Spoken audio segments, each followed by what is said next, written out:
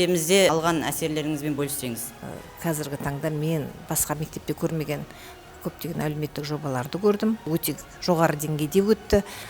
Сіздерге осындай іс-шара ұйымдастырған көп басшыларыңызға рахмет айтып келіп тұр. Әзірге әсерім жақсы. Жалпы барлығы ұнап жатыр. Әсіресе балалардың жаңа спорттық үйірмелерге қамтылуы.